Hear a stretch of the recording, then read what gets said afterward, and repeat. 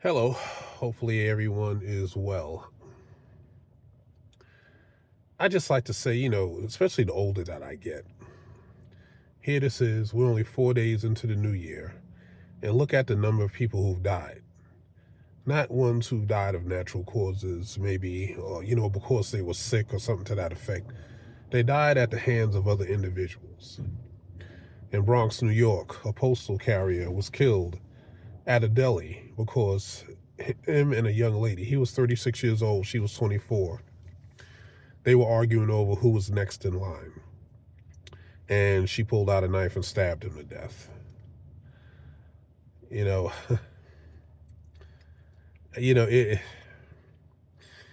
I realize it's hard. One thing that I tell myself and one thing that I tell students to do is just let them damn people go. Let them go. Christmas Eve, I had a honeydew list at the last minute. My wife wanted me to go to the supermarket, knowing that these places are going to be crowded. But however, as they say, that's neither here nor there. I had to be the good husband and go ahead and go to the supermarket. There was a lady in front of me waiting on another vehicle. So when the vehicle moved, I didn't lay on my horn, I just tooted it a little bit, and she stayed there. I waited a little while longer, maybe 45 seconds, somewhere around there, and I honked my horn again. Now I have eyes on her. I can see her raving and doing shit in her car. So she finally moved up when she got ready to move up. And then as I was making a right turn, she goes, "Don't be honking your motherfucking horn at me." You know, I just said, okay. And I just went ahead and proceeded to park. So when I get out the car, I got eyes on her. She's looking at me and I'm looking at her. I just decided I'm not going to go into the store until she comes out. You know, I consider myself one of the nicest guys in the world, and people that know me know, but then they know what I'm capable of doing too, because I will fire on a woman. I certainly will. If she has a gun in her hand, I am going to hit her ass very nicely. If she has a knife or some type of impact weapon, I will give her commands, but the gun is going to come out and it's going to be between me and her. Now, I don't know what you think about that, but look at how many military personnel, look at how many police were killed or seriously injured because they hesitated shooting women. I'm not that guy. I will fire on you. It is just that damn simple. I took the best course of action I thought I should take. I waited, and maybe about 35 minutes later, she came out. Like I said, the place was packed.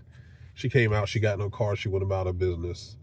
And then I went ahead and I went into the supermarket. I could have left and went to another one, but I needed a second to sit and I needed time to think. Uh, I didn't want to be driving in that state of mind and maybe miss something. You know what I'm saying?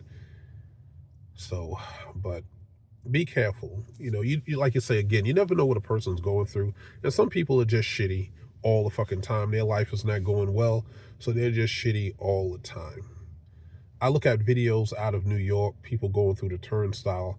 You don't even know this person. This person's going through the turnstile, and you're going to go right behind them, up on them like that. Oh my goodness.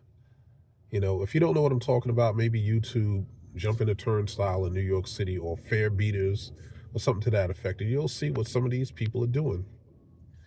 This is why you get your ass up and you go to work every day, so that you have the money to do what you need to do, so that you don't have to deal with law enforcement. You know, law enforcement, I am so pro cop, it's horrible. But one thing I don't like it is when they do violate rights. And this ID thing is really out of hand. Demanding ID even when you don't have to produce ID. Oh, I think I got a warrant out for your arrest and stuff like that. That's not cool. That's not cool at all. You do not have to show ID on a simple traffic stop if you're a passenger. So, you know, Why would some of these officers put themselves in a bad situation and insist? Again, you don't know what kind of day that passenger is at. He might be a passenger because he's having a bad day and his friend's picking him up and he happened to speed or run the traffic light, and now you're going to insist that he shows you ID. That could press a damn button. I don't know.